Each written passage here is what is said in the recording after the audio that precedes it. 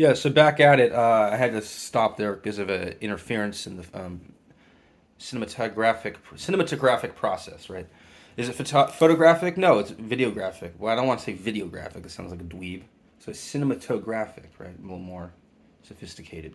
Anyway, Genesis is an incredible band, mostly just for their early '70s work. I mean, you get Phil Collins and Peter Gabriel stuff in the '80s is also listenable and memorable, but it isn't like uh, it doesn't provide the same vista that their earlier work did when they collaborated as early as the '70s Genesis. Anyway, next on the list is Yes, Going for the One. This is a funny Yes album. It's not really their most standout album. It's a later album in their top period. Again, it's the '70s. You're gonna notice that the '70s has allowed the best music for all these bands because that, in a way, that was the best period for music in American recording history. I would say like the late '60s and early '80s are kind of in there too. So you can maybe instead of a 10-year period, it's more like a 15-year period. But then again, that still centers around the '70s, with the early '60s being sort of like a prelude, and the early '80s being like an outro to the '70s. It's all kind of wrapped up in the same theme temporally. Um, so yeah, Yes has got some other way better albums, but this album is still it kicks, and it's worth a listen. I mean, I think the whole catalog for Yes is worth listening to. A little bit like Pink Floyd in that regard. Okay, this is the second Uriah Heep album. The Magician's Birthday. I kind of like The Magician's Birthday as a tune. It's a 10-minute, 23-second song written by Ken Hensley, Lee Kerslake, and Mick Box. This is a band that I'm super infatuated with because I didn't know anything about them until I started getting into more of this early metal kind of music from the '70s, hard rock, right? And these are kind of this is kind of a group that's not like the young people don't know about them. Like unless I knew, yeah, I mean, young people just don't know who the fuck Uriah Heep is. Like frankly, but that is what makes them like way cooler than even Sabbath or Purple in a few ways. Is they're sort of relative obscurity.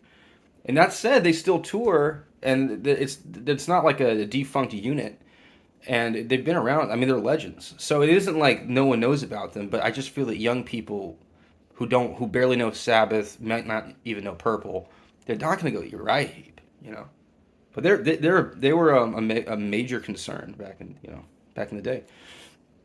And this album's got some other good tunes too. Sunrise is sort of the opening track, and that's one of their best songs, probably one of the best metal songs ever. Like in by comparison, like it's in like for a metal song, Sunrise by Uriah Heep is probably like better than a lot of Sabbath songs, a lot of Zeppelin songs, a lot of like it stands alone. It's not like I don't want to lump all these songs together and say they're all great. I mean, some of them are not in the overall rock catalog. Not all songs are great, and some songs that are great in a certain way that needs to be qualified, as you can understand. So I don't want to like doing this channel. I don't want to just throw you to the wolves and be like, oh yeah, these are all great songs, and you listen to them, you're like, what's up with this? Because a lot of these things are just not that on point. Now, this is the odd man out in this list, but I think it's just so phenomenal that I it's better than most rock albums as even by itself, and as the Blade Runner soundtrack. Obviously, Vangelis was a huge part of making the Blade Runner soundtrack what it really shine, But there was other stuff in here that I haven't really figured out. But they like who orchestrated or arranged it. I mean, it's very like you know um, generically just like diverse. Like the genres, I believe are like not consistent. There's some jazz in here. There's some sort of moody ambient stuff. There's a classical motifs and major opening scores and whatnot. It's got like a good mix of like like romantic sort of grandeur in it, and so I'm a big fan of the soundtrack. It's also probably the first R-rated movie I ever saw as a living being when I was a kid. Okay, this one is a little bit less. It's not an odd man out, but it's not really what it looks like. Somewhat. This is Duane Allman's anthology, posthumously released. It's all the work he did with like Wilson Pickett and um, not so much Eric Clapton, but Boz Scaggs is in here. Like the collaborations he did over the years. I think he Stax Records and places like that. I know he did Layla and Criteria Records. Anyway, Duane Allman is one of the best guitar players. Died at 23, crazy motorcycle crash. He just got out of rehab. He finished some work for his Allman Brothers band, and he got in this massive motorcycle wreck and just kind of died like almost on the spot, almost. Those head injuries and whatnot. And then later, a year later, the bassist to their band died the exact same way on almost the same road, basically a block down, hit by a similar truck, and he died from a head injury almost instantly. Barry Oakley was his name, and those guys really, those are that's if you know music, that's the string section to the Allman Brothers band, with the exception of the other guitar player, but that's kind of the string section. So that the string section for the Allman Brothers band was wiped out, and so in hindsight, we look at Duane Allman and we're like, what did he add to the Allman Brothers? And the Allman Brothers founded Southern rock. One most important fact about them. So you're looking at the premier Southern rock guitarist, or at least the founder of Southern rock guitar, alongside his co-patriot Dickie Betts, who also plays on who plays on almost every album by Allman Brothers, and he's a phenomenal guitarist. He matches very well with Duane Allman. What speaks to me about Duane Allman's guitar playing above more than others, but like above all, I should say, is that he kind of has a rhythm that corresponds to his bends in a way that doesn't really work. Like other people, they'll bend really well, or they have a really interesting sort of like R&B rhythm, but he mixed them up in a way that was like totally out of the blue.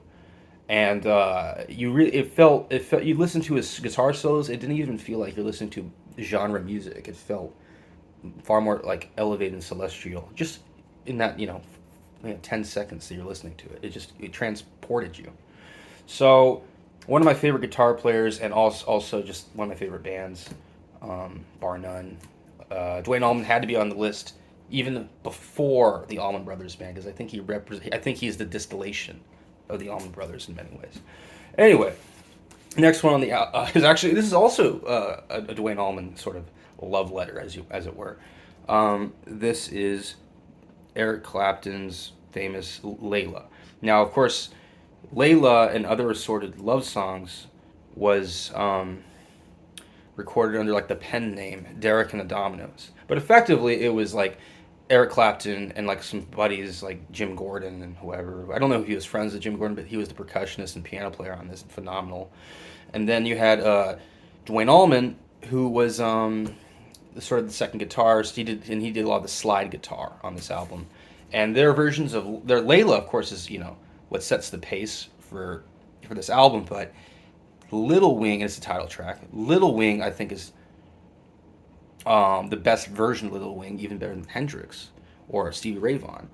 And I believe the Bell Bottom Blues is like a fan favorite. I mean, yeah, Bell Bottom Blues is an amazing, amazing song.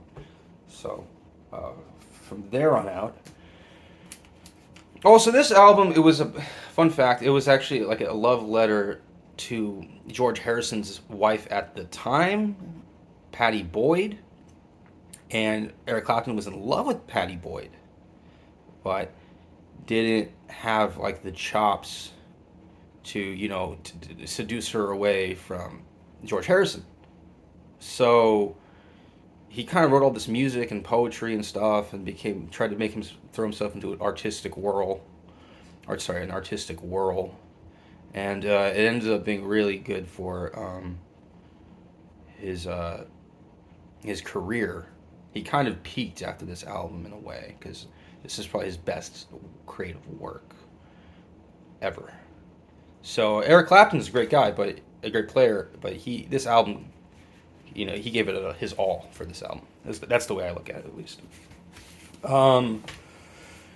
Donovan's greatest hits. Okay, this is a little bit of underwhelming compared to because this is very like schmarmy kind of nauseating like high quality psychedelic folk compared to this doesn't really like match up.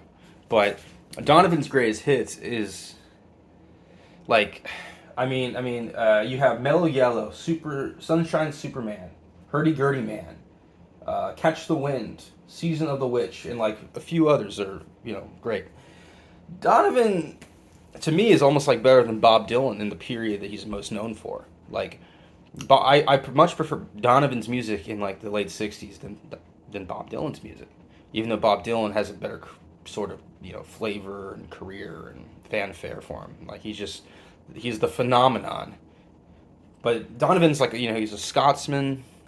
He writes in a very like mystical sort of way. It's more deliberately magical in perspective. I think that kind of appeals to me at various moods more than anything Bob Dylan could do. Because Bob Dylan's work is a lot more boneheaded, I think, even when it's brilliant. Okay, next one on the list. This one is this guy died kind of recently. I remember the singer and guitarist Leslie West. He died, and he's just kind of this fat dude. I like him because he was sort of like a fat guy, but he was like a fat guy rock star. And you didn't see that a lot. And this band was called Mountain from like '60s. And this album, I believe, came out in like late '60s, early '70s, like most of these. And Mississippi Queen is kind of like the one that they're like, it's kind of like the cheesy one that they're really known for, their hit. But they have other great stuff called like Nantucket Sleigh Ride, and why am I blanking on this? What's the name of that one? They have some other ones. Variations on the opening to the theme to the West. They have a few ones that are like kind of almost like pretentiously named, but then you listen to it and you understand why they named it that way. Like it's just these sweeping rock opera sort of textures. And Mountain, they were heavy, like a heavy band that wasn't like a dedicated gothic, Sabbathy, off-breed kind of thing. They were like a heavy band that was like not even trying to really be metal at all. So they put themselves into a box a little bit, but because of that, their music is so fucking good. So I think they're underrated. Like there are a lot of bands that like I could show you from like that are relatively obscure from the '70s, like dad rock kind of stuff. Other dad rock albums. This one is like not like some mid album. Or mid band or whatever. This is like a very, very high grade '70s band. It just was kind of overlooked because so many of their songs went on for like 10 minutes, which is actually a failure of the audience, I think, than it is for the artist. Anyway, Leslie West, The Mountain, rest in peace. Great music. I listen to it. I enjoy it a lot. I listen to it as much as possible. I kind of wish I could make music someday more like Mountain than maybe some of the other bands on this list. I think the music Mountain made was to me more, classically inspired and more operatic, as I said, than other rock bands. And I think that lends a certain air of immortality that may be fictitious, but it appeals to the artistic sensibility I have as a musician. So it's like I really want to go for what I know, which is just visions of grandeur and intense, deep, swelling riffs and heavy, thudding bass and drums and all that. And I just kind of wish Leslie West didn't die so soon, so I could maybe write a letter as a fan or something. But it's unfortunate, he passed away. Anyway, moving on. We have the Alan Parsons Project. The Alan Parsons Project. So, I almost not a rock band. Alan Parsons was like the assistant engineer on some of the Beatles albums. at Abbey Road Studios for Apple Records, and then he ended up being like I think the head engineer on Dark Side of the Moon for Pink Floyd. So those credentials sort of when this album dropped, so those credentials helped his like helped get record sales. And then, but it was like a word of mouth type of deal, I believe, not knowing anything about their publicity back then. Um, and I Robot is sort of the most iconic album they have. It reminds me of the Isaac Asimov story, good science fiction nod. Um, I wouldn't want to be like you, Nucleus. Yeah, there's some good ones on here. My favorite song by them isn't on this album. It's actually "Eye in the Sky." Right? It's kind of like one of their better known tunes. I think that they do something tremendous. Like even Pink Floyd doesn't hit the notes they hit. They're more sophisticated lyrically than Pink Floyd, and it's a little nerdier, but that's kind of what I've grown into. So I love it more. Um, that's all I can say. Okay, next one. This one's a little bit of a wag. Like I'm not crazy about this band, but I respect them, this album, and I respect sort of their origin enough to put them in. Moody Blues, kind of a weird band in a way, but Nights in White Satin is like pitch perfect, an amazing, epic song. 7 minutes 41 seconds, pretty long. Days of Future Past.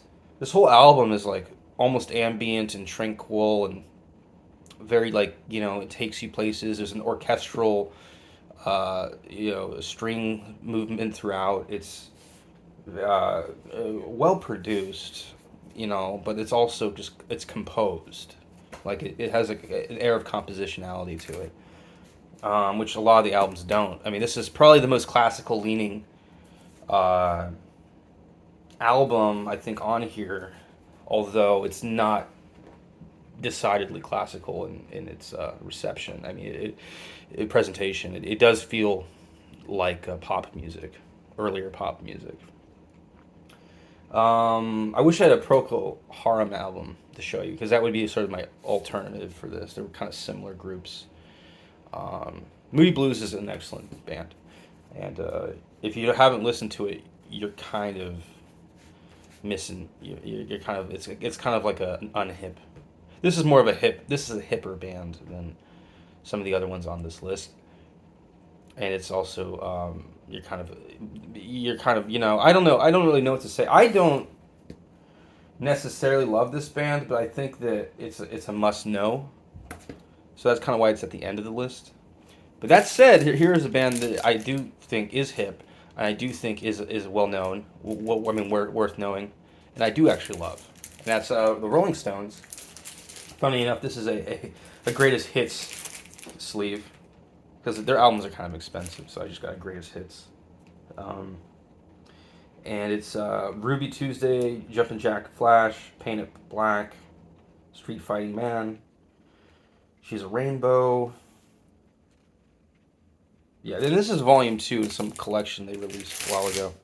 Um, I would say that this particular album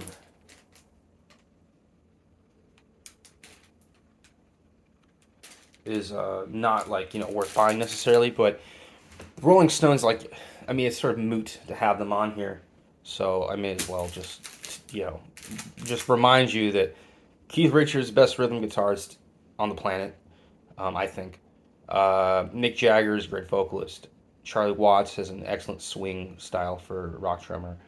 Um, their rhythm as a rock band I think is the best. Uh, they also their lyrics are like the better than like I said. I think Jagger and Richards wrote better lyrics than Bob Dylan. I mean, there's a lot of people I could say wrote better lyrics than Bob Dylan, I suppose, but I don't think people give them enough credit for their songwriting, and they are known for their songwriting, but I still don't think they give them enough credit. Um, Sometimes you listen to Rolling Stones and you hear like songs that are sung by Keith Richards and they're quite good, and you're like, man, this guy could sing, and he just let the other guys sing, and speaks to their like amazing sort of partnership over the years. And despite all the odds and ends and the peaks and valleys and whatnot, they have had an amazing, probably the best rock and roll partnership in music history. Yeah, second to no one. Anyway, so that's the end of the rock section of this. Now we have some like I didn't want to just leave you with a bunch of dad rock, so I got you some jazz with a Gabor Szabo is a jazz guitarist. I want to give you one guitarist, and I want to give you one keyboard player. Gabor Szabo was Hungarian. He kind of died from heroin problems, but in his 40s. But he was a phenomenally elegant and spell casting jazz guitarist. That he had such a unique sound, and he didn't like. I heard in interviews from people who knew him that he didn't really study music that much. He didn't really like listen to other people's music that much. He just kind of played from his heart. It's kind of a scary proposition for a musician. Like, oh, I'm just gonna play from my heart. Like, who does that? Sabo did, and his music is like. I mean, I was left spellbound by it. His music is like it puts you into a trance. I can't really recommend anyone uh, for in jazz guitar. I can't for starting out listening to jazz guitar. I think he's an excellent start. Maybe I would say listen to Joe Pass because he's just my all-time favorite jazz guitarist so far. Um, but Sabo is probably the most spiritually connected jazz guitarist I've ever listened to, and also the most intriguing. Um, anyway, that one I knew more about. This next one is Organ Moods with Len Crisson. Now, like you, I probably haven't listened to this one actually because I don't listen to a lot of organ music. There's another one I had, and I could tell that I'd like this one more than the one I had listened to, so it's kind of dumb. But I just want to recommend jazz organ because I think it rounds out jazz guitar, jazz organ. They go together. It's sort of a similar phenomenon, but you get different perspectives. Sharply different perspectives, whatever, sharply distinctly different, all the same shit, right? So I didn't want to like throw you into like a wild goose chase with some jazz organ. I just wanted to recommend the idea of jazz organ to you in your listening habits. Also, this is probably the most important album on this list, and it's the dumbest one I picked. Irish folk music. You gotta listen to folk music. You got it. Like it's like jazz, but more important. Like because folk music, you get blues, you get European folk, from England, Scotland, Ireland, whatever, klezmer or whatever, Eastern Europe, gypsy music, right? All that. You get all of it. Polka, all that stuff. It gives you perspective and it gives you ideas as a composer, performer, whatever. You get as a human being, you get ideas from folk music. And folk music is also limitless. You go anywhere in the world, as long as there's people there, there's folk music. So it's indigenous, inherently, supposedly indigenous. So, despite my love for all this rock music, without folk music, Led Zeppelin wouldn't be successful, probably. Without folk music, a lot of these bands wouldn't exist. So, despite my sheer adoration for electronic and electric wired music and technologically savvy music, or music that just is fiery because of technology, it has an energy is amplified through technology. I have this despite that unbridled love, folk music is the mother of all music. It's the matrix of all music. Everything stems from it. So you understand music, you have to understand that.